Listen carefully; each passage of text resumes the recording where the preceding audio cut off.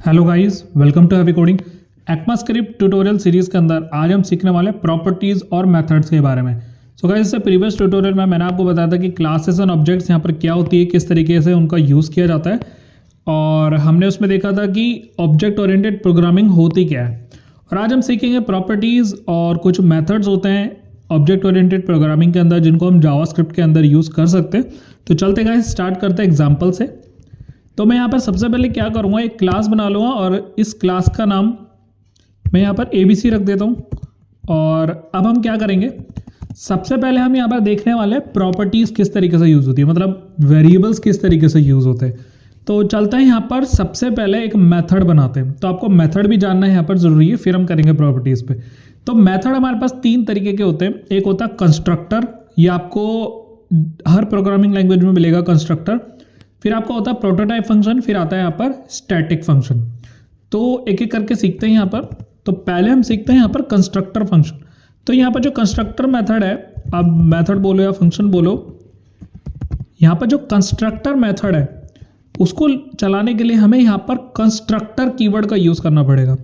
मतलब आपको सेम यहाँ पर लिखना पड़ेगा कंस्ट्रक्टर, तभी आपका ये चलेगा। अब कंस्ट्रक्टर होता क्या है, सीधे शब्दों में जब भी हम एक क्लास को क्रिएट करते हैं तो बिना ऑब्जेक्ट बनाए, क्लास का बिना ऑब्जेक्ट बनाए, मतलब एक ऑब्जेक्ट के थ्रू एक फंक्शन को कॉल करना, वो हमने पिछली क्लास में सीखा था कि हम एक फंक्शन को कॉल कर रहे हैं, एक मेथड को कॉल कर रहे हैं एक ऑब्जेक्ट बना के। बट जब हम कंस्ट्रक्टर का यूज करते हैं ना, तो जैसे ही क्लास का ऑब्जेक्ट क्रिएट होता है तो उसी टाइम ये ऑटोमेटिक रन हो जाता है। कैसे, मैं यहाँ पर बना लेता हूँ, एक ऑब्जेक्ट बना लेता हूँ ए नाम से, और इसको कर लेते हैं यहाँ पर न्यू ABC। मतलब अब इस क्लास का यहाँ पर क्या बन चुका है, एक ऑब्जेक्ट बन चुका है। ABC क्लास का एक ऑब्जेक्ट ए बन चुका है। अब मुझे यहाँ पर इस ऑब्जेक्ट के थ्रू इसको कॉल कराने की जरूरत नहीं है। सिंपली मैं यहाँ पर करूँगा कंसोल लॉग, और यहाँ पर करूँगा हेलो दिस इज कंस्ट्रक्टर। मतलब ये कंस्ट्रक्टर का मेथड है, पहला मेथड है कंस्ट्रक्टर। अब इसमें इसका फायदा क्या हुआ, हमें है ना बार बार इस क्लास के ऑब्जेक्ट से इसको कॉल कराने की जरूरत नहीं है। जब भी एक क्लास का ऑब्जेक्ट क्रिएट होएगा उसी टाइम में यहाँ पर कॉल हो जाएगा। चलते हैं ब्राउजर में, मैं रिफ्रेश करता हूँ और यहाँ पर इंस्पेक्ट एलिमेंट ओपन करते हैं, कंसोल पे आते हैं तो देख सकते हैं आपका कि यहाँ पर लिखा हुआ है हेलो दिस इज कंस्ट्रक्टर। तो यहाँ पर एक कॉल हो चुका है ऑटोमेटिक। मैंने इसको ए नाम के ऑब्जेक्ट से इसको कॉल नहीं करा, बट मैंने यहाँ पर डायरेक्ट लिखा कंस्ट्रक्टर और ये कॉल हो रहा है यहाँ पर। तो इसको हम कहते हैं कंस्ट्रक्टर मेथड। ये बहुत यूजफुल होता है कि अगर आप बिना कोई इवेंट को चलाए, बिना कोई ऑब्जेक्ट से इसको कॉल कराए चलाना चाहते हैं कुछ चीज़ें, पेज लोड होते ही, तो आप इसको कंस्ट्रक्टर के अंदर डाल सकते हैं। तो ये था पहला मेथड कंस्ट्रक्टर का। दूसरा था प्रोटोटाइप। प्रोटोटाइप वही मेथड होता है जो हमने प्रीवियस क्लास में सीखा कि कोई भी हम मैसेज नाम का अगर फंक्शन बना रहे हैं तो इसके अंदर आप कंसोल के अंदर कुछ भी प्रिंट करा रहे हैं तो आप इसको जान सकते हैं कि एक प्रोटोटाइप मेथड है। तो हम यहाँ पर कर देते हैं इसको प्रोटोटाइप। जरूरी नहीं है आप यहाँ पर मैसेज ही लिखें, आप सम नाम का फंक्शन बना सकते हैं, सब्ट्रैक्शन नाम का फंक्शन बनाते हैं, जो आपका मन करे वो आप बना सकते हैं। तो मैंने यहाँ पर अभी फॉर एग्जांपल मैसेज ही लिख रहा हूँ ताकि आपको ये आसानी रहे सीखने में। तो मैंने यहाँ पर मैसेज नाम का एक मेथड बनाया, बट ये डायरेक्ट कॉल नहीं हो सकता जैसे हमारा कंस्ट्रक्टर चलता है। इसके लिए हमें यहाँ पर इसके ऑब्जेक्ट से इसको कॉल कराना पड़ता है, जो हमने लास्ट ट्यूटोरियल में सीखा। सिंपली मैं यहाँ पर चलाऊंगा ए से मैसेज। तो इसको सेव करते हैं और ब्राउजर पे चलते हैं, रिफ्रेश करता हूँ तो यहाँ पर लिखा रहा है दिस इज प्रोटोटाइप मेथड। तो दूसरा भी मेथड हमारे पास चल चुका है। अब तीसरा मेथड क्या है, वो है स्टैटिक मेथड। स्टैटिक मेथड को लिखने का तरीका थोड़ा अलग है। सिर्फ आपको लिखना पड़ेगा आगे स्टैटिक, ये कीवर्ड है स्टैटिक, ये आपको लिखना है, और आगे फंक्शन का जो भी नाम आप यहाँ पर देखना चाहते हो कि वेलकम मैसेज, वेलकम नाम से एक फंक्शन आपने मेथड बना लिया, स्टैटिक वेलकम। आप देख सकते हैं यहाँ पर कीवर्ड है तो रेड कलर का हो चुका है। कर लेते हैं इसको कंसोल, यहाँ पर दिस इज स्टैटिक मेथड। अभी स्टैटिक मेथड में डिफरेंस क्या है, ना तो इसको ऑब्जेक्ट बनाने की ज़रूरत है कि ये तभी कंस्ट्रक्टर कॉल हो, ना इसको ऑब्जेक्ट से फंक्शन मेथड चलाने की ज़रूरत है कि ये मेथड चले, या इसके लिए हमें इसको ऑब्जेक्ट की बनाने की ज़रूरत ही नहीं पड़ती है। सिंपली हमें यहाँ पर क्या करना है, अगर मैं आपको इसको चला के दिखाऊं, पहले ए डॉट वेलकम नाम से हमारा जो फंक्शन है इसको चला के दिखाता हूँ पहले आपको ऑब्जेक्ट से, और चलता हूँ, रिफ्रेश करता हूँ तो यहाँ पर क्या बता रहा है, अब welcome A dot welcome is not a function, मतलब ये हमारे पास ये मेथड है ही नहीं बेसिकली, ये एक स्टैटिक मेथड है। अगर मैं यहाँ से स्टैटिक हटा दूंगा तो वेलकम 10 बार चलेगा, यहाँ पर आना ही आना है यहाँ पर, बट ये एक स्टैटिक मेथड है। स्टैटिक मेथड के लिए मुझे यहाँ पर ऑब्जेक्ट से चलाने की ज़रूरत नहीं है, ना ऑब्जेक्ट बनाने की ज़रूरत है। सिंपली मुझे क्या करना है, जिस क्लास में आप इसको यूज़ कर रहे हो ना, सिर्फ उस क्लास को लिख देना है ABC और डॉट लगा के इस फंक्शन को लिख देना है, मेथड को। फंक्शन बोलो मेथड बोलो वो सेम चीज़ है। चलते हैं और रिफ्रेश करता हूँ तो देख सकते हैं आप, hello this is static method, this is prototype method और दिस इज कंस्ट्रक्टर मेथड। अब आपने एक चीज़ ध्यान दी होगी, मैंने यहाँ पर ABC वेलकम को पहले लिखा तो इसने पहले इसी फंक्शन को चला। अगर मैं यहाँ पर मैसेज को लिखूंगा ना पहले, तो ये पहले उसी को कॉल करेगा। तो देखा आपने, कंस्ट्रक्टर, प्रोटोटाइप और स्टैटिक मेथड, तीनों मेथड फंक्शन आपने जान चुके हो कि किसका क्या यूज़ है। क्लास का ऑब्जेक्ट बनाते कॉल होता है ऑटोमेटिक कंस्ट्रक्टर, किसी ऑब्जेक्ट से इस फंक्शन को चलाना है, मेथड को चलाना है तो मैसेज यहाँ पर आप डाल सकते हैं इस ऑब्जेक्ट का, और यहाँ पर डॉट लगा कर उस फंक्शन का नाम। फिर हमें यहाँ पर एक स्टैटिक मेथड चलाना है, तो उसके लिए कोई भी क्लास का ऑब्जेक्ट बनाने की ज़रूरत नहीं है, डायरेक्ट ABC डॉट वेलकम ये मेथड आप चला सकते हो। मैं एक बार दोबारा दिखा देता हूँ, क्लास का ऑब्जेक्ट हटा के रिफ्रेश करता हूँ, hello this is static method. तो देखा आपने, कोई ज़रूरत नहीं पड़ी मुझे क्लास का ऑब्जेक्ट बनाने के लिए। तो यही होता है हमारे पास मेथड, 3 तरीके के ECMAScript जावास्क्रिप्ट के अंदर। इसी से हम यहाँ पर पूरा प्रोजेक्ट कंप्लीट बनाते हैं। अब आपको दिखाता हूँ प्रॉपर्टीज़ क्या होती है। तो प्रॉपर्टीज सिंपली वेरिएबल्स होते हैं, तो वेरिएबल्स हम बनाते हैं। तो सिंपली मैं यहाँ पर क्या करूँगा, मुझे यहाँ पर लेट वगैरह लिखने की ज़रूरत नहीं है। हमें यहाँ पर क्या करना पड़ेगा, जब भी हम एक ऑब्जेक्ट को वैल्यू देते हैं ना, तो वो कैसे दी जाती है। मैं पहले तरीके से बताता हूँ कि लेट लिखकर कैसे बनता है। हम उसका लेट का यूज़ नहीं करते इसमें ज़्यादातर, अगर हम डायरेक्ट इसमें चलाते हैं तो, बट मैं आपको दोनों तरीके से बताऊँगा। तो मैं यहाँ पर लिख देता हूँ लेट वेरिएबल का नेम, तो नेम नाम से मैं एक वेरिएबल बना लेता हूँ। अब मैंने यहाँ पर करा लेट नेम, इसको मैंने डिफाइन कर दिया और यहाँ पर इसको चलाते हैं। मैं यहाँ पर कॉन्कैटिनेट का यूज़ कर रहा हूँ, आप टेम्पलेट लिटर्स का यूज़ कर सकते हैं वेरिएबल लगा के। तो अगर मैं यहाँ पर इसको यूज़ कर रहा हूँ तो मैं यहाँ पर लिखूँगा नेम। तो अभी क्या होगा, ये मुझे एक एरर थ्रो करेगा। मैं यहाँ पर सिंपली एक ही फंक्शन चलाता हूँ, कंस्ट्रक्टर को अभी रहने देते हैं, स्टैटिक को भी हटा देते हैं ताकि कन्फ्यूज ना हो। तो मैं इसको कर देता हूँ कमेंट, और ए मैसेज नाम से एक फंक्शन चल रहा है।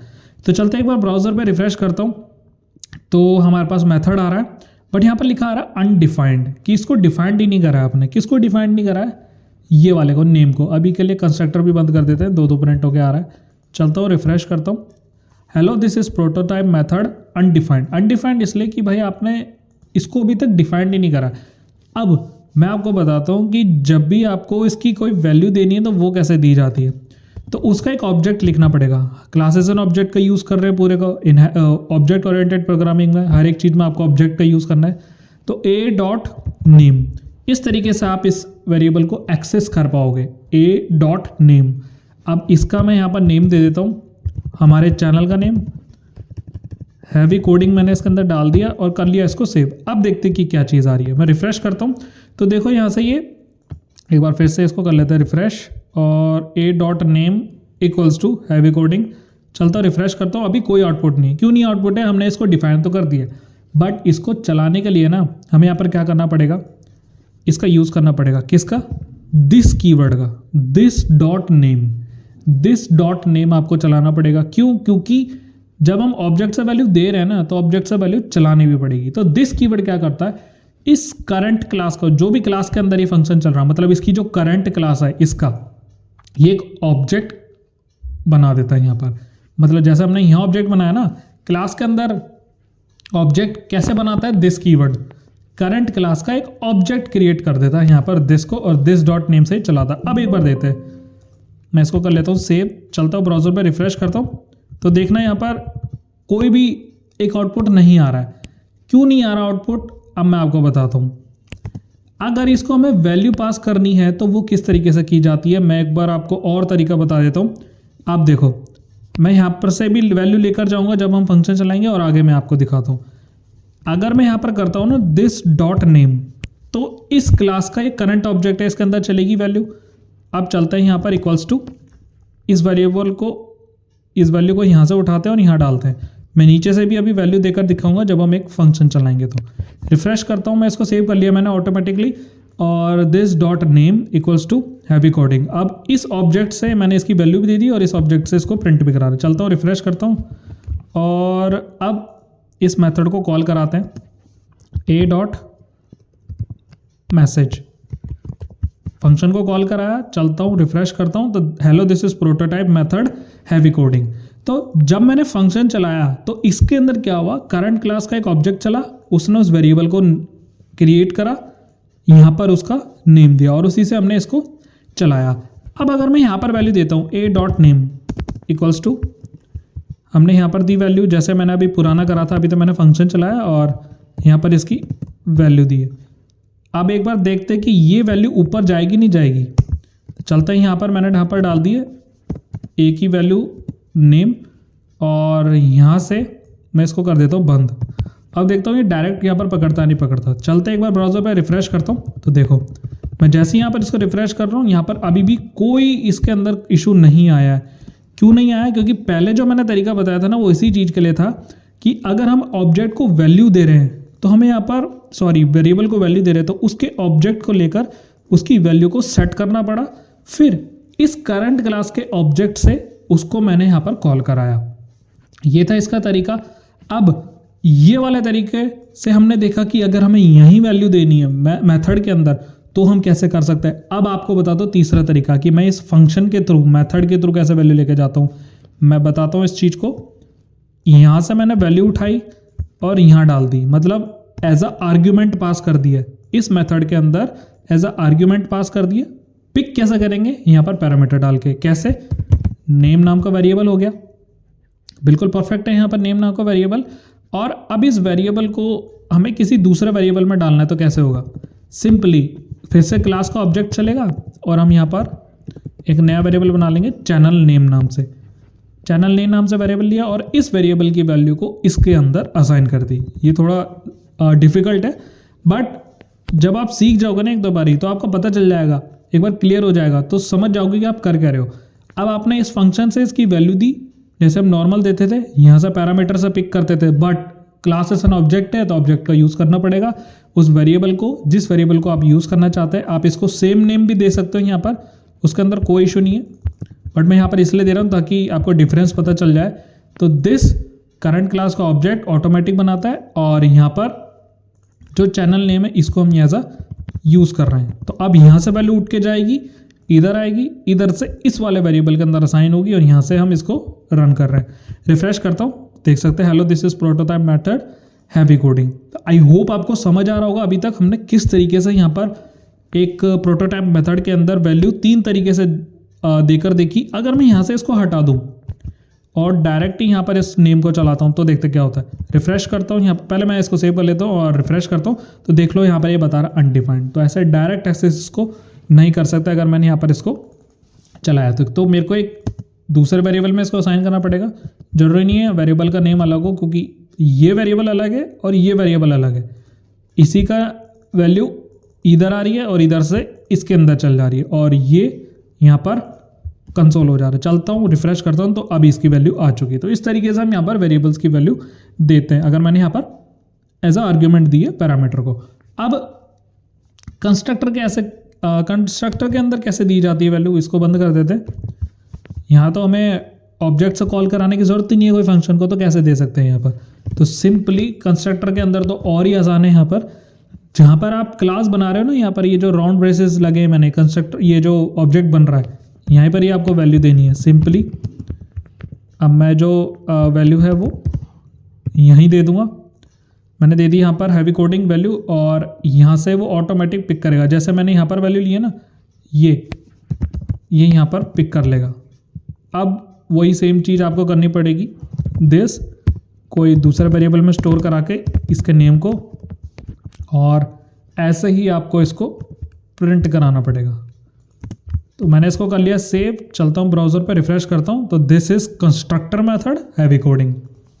आई होप आपको समझ आ रहा होगा किस तरीके से यहाँ पर प्रोटोटाइप चल रहा है, किस तरीके से यहाँ पर कंस्ट्रक्टर चल रहा है। मल्टीपल आर्ग्यूमेंट पास करनी है, यहाँ पर कोई 30,000 वैल्यू देना चाहते हो सिंपली यहाँ पर मैं लिखूँगा नंबर को भी हम यहाँ पर करा लेंगे। तो एज अ नम मैंने यहाँ पर कर दिया और इधर भी कर दिया नम। अब this dot num plus this dot num, यहाँ पर मैंने इसको कर दिया नम। सेव कर लिया मैंने इसको। चलता हूँ ब्राउज़र पर, रिफ्रेश करता हूँ, हैवी कोडिंग, देन 30,000 इसकी वैल्यू मुझे यहाँ पर शो हो रही है। अब मैंने आपको बताया कि वेरिएबल तो कुछ भी हो सकता है यहाँ पर, तो नंबर लिखना है आप नंबर लिख सकते हैं। रिफ्रेश करता हूँ, फिर भी इसकी वैल्यू यहाँ पर आ रही है। तो इसी तरीके से अब आप जो आपका जो टास्क होगा वो मुझे कमेंट सेक्शन में आप बताना है कि अब इसमें आप वो एक सिंपल 2 नंबर को जोड़ के उसका एक तीसरे वेरिएबल में सम कैसे करोगे। बस वो मेरे को इसको आप दिखा देना कमेंट के अंदर, ताकि मुझे भी पता चले कि आपको भी इंटरेस्ट इसके अंदर आ रहा है। अगर कुछ भी डाउट रहेगा तो मुझसे कमेंट सेक्शन के अंदर ज़रूर पूछना। सो इस वीडियो में इतना ही। Thank you so much.